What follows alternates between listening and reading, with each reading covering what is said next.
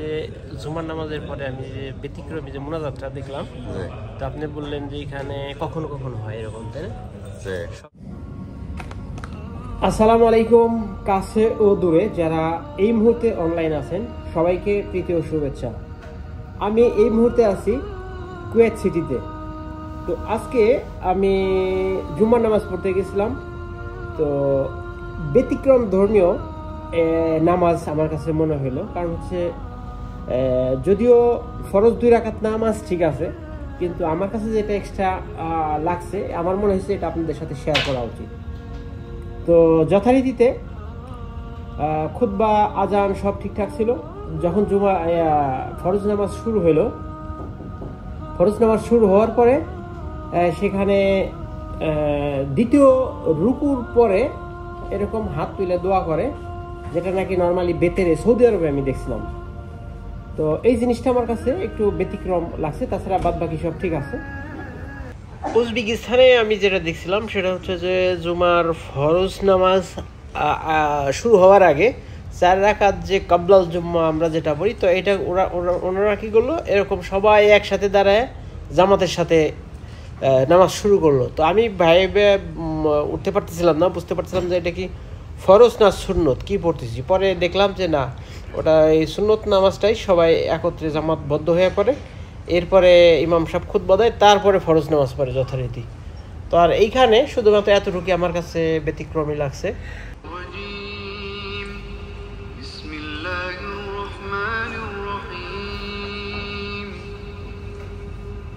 الذين كفروا وصدوا عن سبيل الله أضل أعمالهم والذين آمنوا وعملوا الصالحات وآمنوا بما نزل على محمد وهو الحق من ربهم كفر عنهم। তো নামাজ শেষে কয়েকজন বাঙালি ভাই দেখলাম একত্রে বসতেছেন। আমরা পাশে দাঁড়িয়ে আছিলাম যে ওনাদের সাথে একটু কথা বলার জন্য কি অবস্থা কেমনি কি মসজিদের মধ্যেই। তারপরে জানতে পারলাম যে এটা বাংলাদেশ জামাত ইসলামের সংগঠনেরই একটা অংশ আর কি। এখানে এটা হচ্ছে কুয়েত শাখার আর কি, উসমানিয়া মসজিদের। এরা হচ্ছে এখানকার যে মুরব্বী আর কি।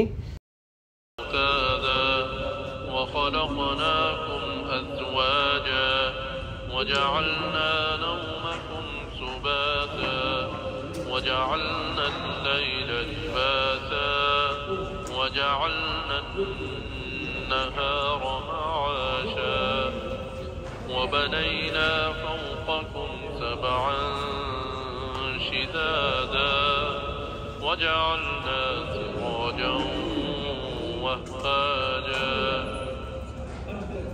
وأنزلنا من المعصرات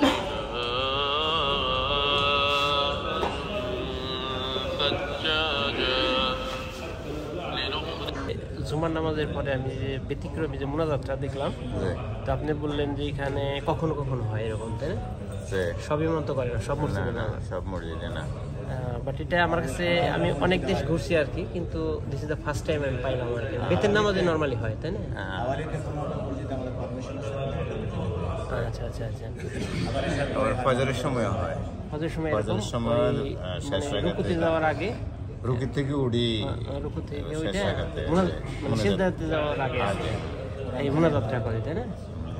ভালো ভালো দোয়া। তো এই ছিল আর কি, ইনশাআল্লাহ। তো এই ছিল আজকের মতো। ধন্যবাদ সবাইকে। আবার নতুন কোনো এপিসোডে দেখা হবে সে প্রত্যাশায় সবাইকে প্রীতি ও শুভেচ্ছা জানিয়ে শেষ করছি। আল্লাহ হাফেজ। সালামু আলাইকুম ওয়া রাহমাতুল্লাহি ওয়া বারাকাতুহু।